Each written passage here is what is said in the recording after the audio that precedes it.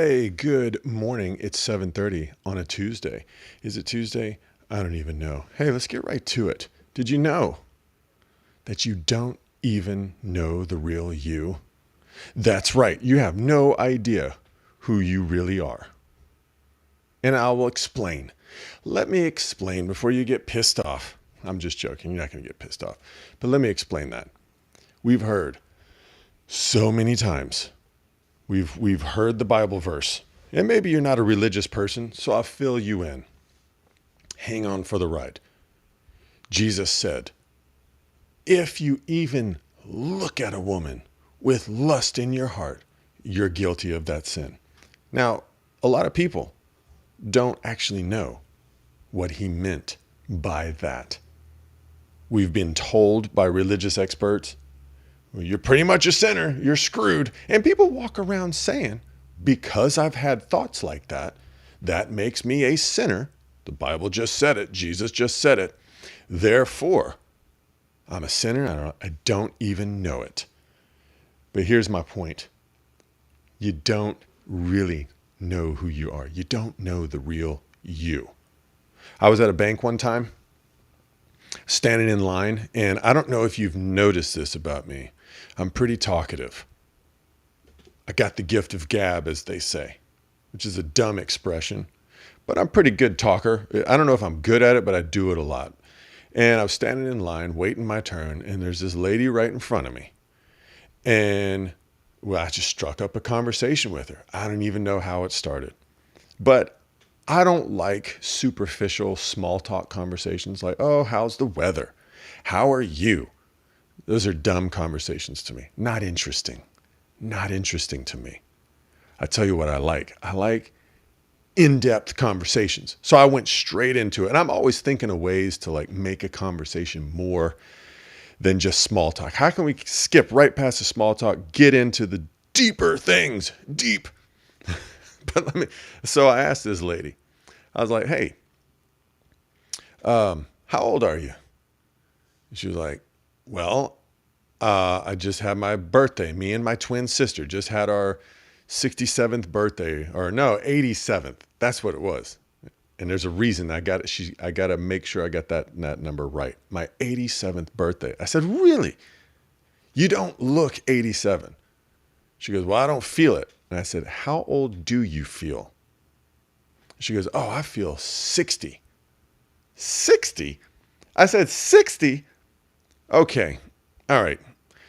Of all the ages that you could pick, this is what I asked the lady, of all the ages that you've been, something profound must have happened when you were 60 years old as to why your 87-year-old ass feels like you're 60. What happened? And she almost started to cry. And you're like, of course she almost started to cry, Preston. You're over here asking this lady how old she is. Don't you know you're not supposed to ask women how old they are? I don't follow the rules. I make my own rules. I make my own destiny, whatever. So she started to cry. Did I panic? No, I just listened. And she said, when I was 60, my twin sister and I, we had a big birthday party. All of her family, all of my family, all the extended family, all together. And that was the last time all of our families were together for the entire day. We haven't had the family together since then.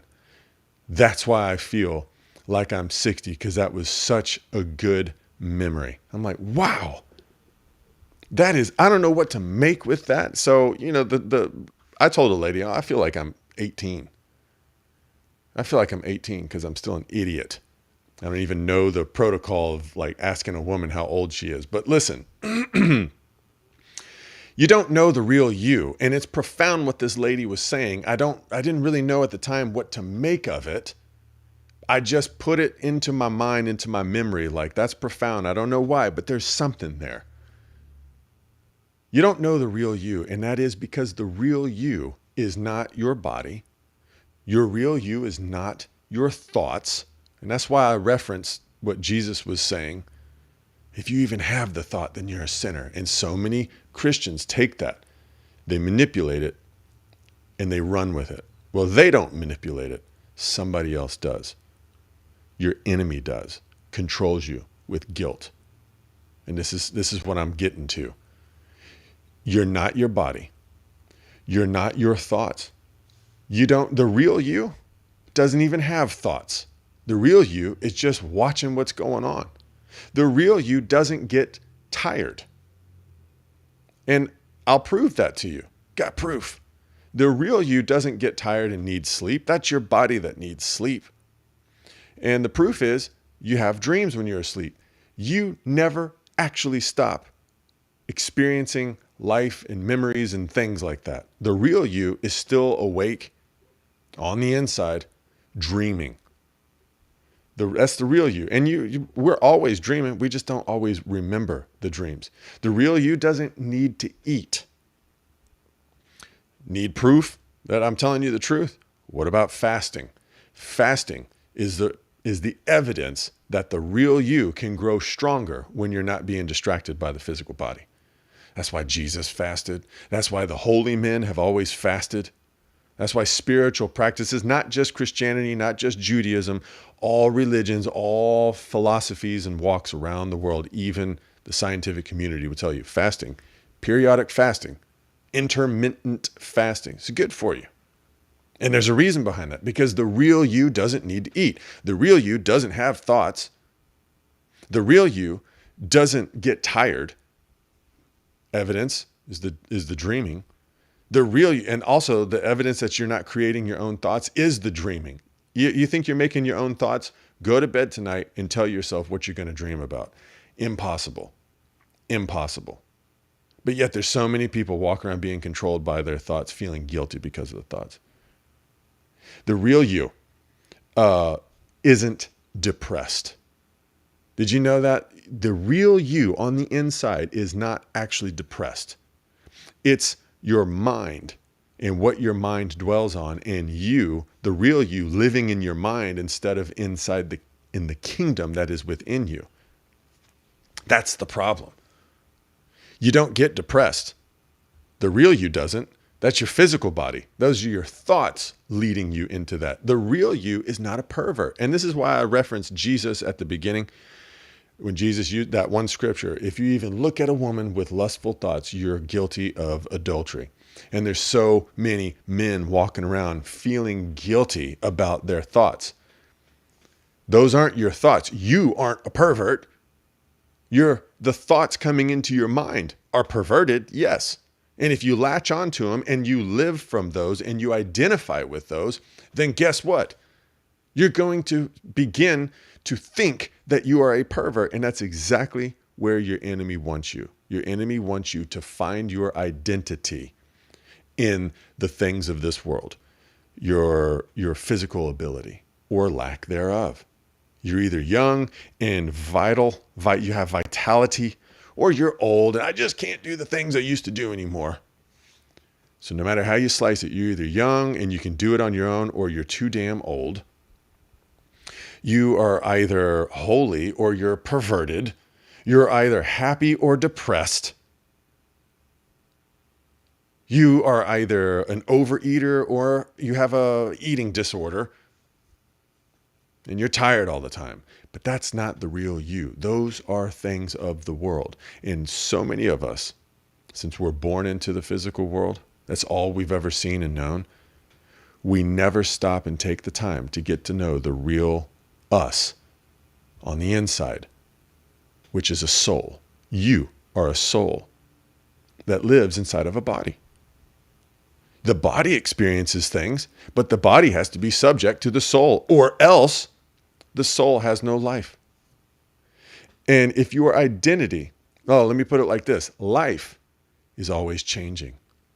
Every single day, something is changing.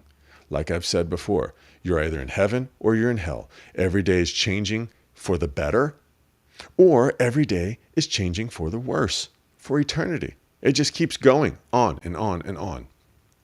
And so many people are like, no, my life is like a roller coaster. I'm up, I'm down. I'm up, I'm down. Hey, let me tell you, if your life is made up of ups and downs, emotional ups and downs, that sucks. You're in hell. I've been there. You're identifying with the world. When the enemy wants you to find your identity in the things of the world, and the things of the world are always changing. So let me put it like this. If you find your identity, who you really are, from the things of the world, things that are always changing, your identity will always be changing, which means you'll never really know who you are. Never. It's not you that's tired. It's your body that's tired. The real you is to take care of the body.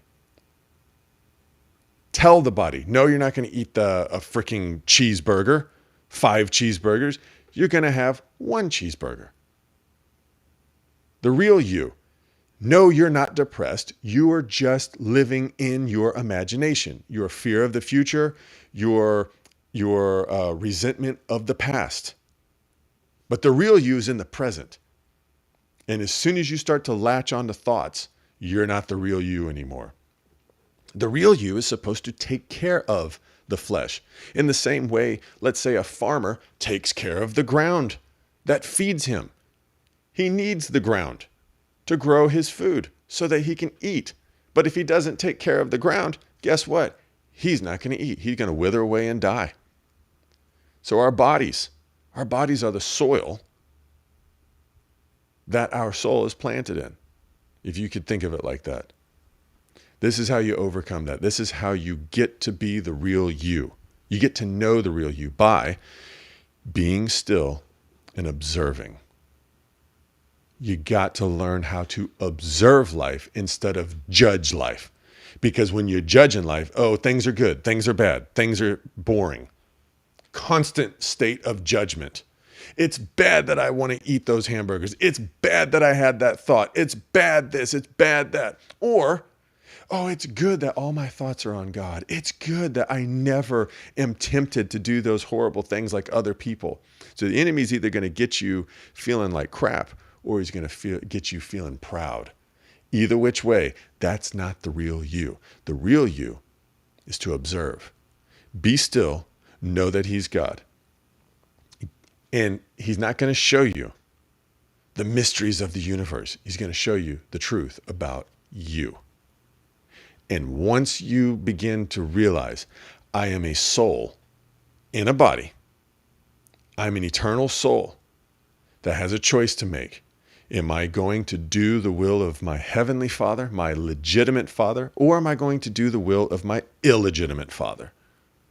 That's all you get to do in life. You get to decide. And as soon as you choose, you're subject to it.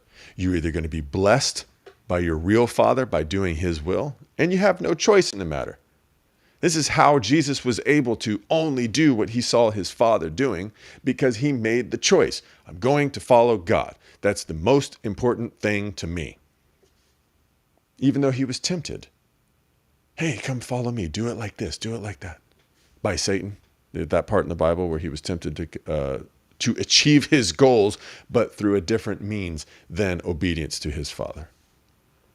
And once you make that choice, it's done. It's over. You're on a track. You're on a rail that's going to take you wherever that's leading. And you're going to reap the reward of that decision. You're either going to reap blessings or you're going to reap death and curses. It's up to you, the real you. But that's it. Hey, man, this has been Done Believing, moving away from simply believing the truth straight to knowing it, all for the purpose of overcoming delusion. And we all have been born into a deluded world that has no idea. It's being torn this way and that way by all these thoughts, all these ideas. And all we have to do is step out from amongst that and begin to observe. Stop judging, start observing. And you will be on the path to getting to know the real you. Hey, we'll see you back 7:30 tomorrow, most likely. Y'all have a great one.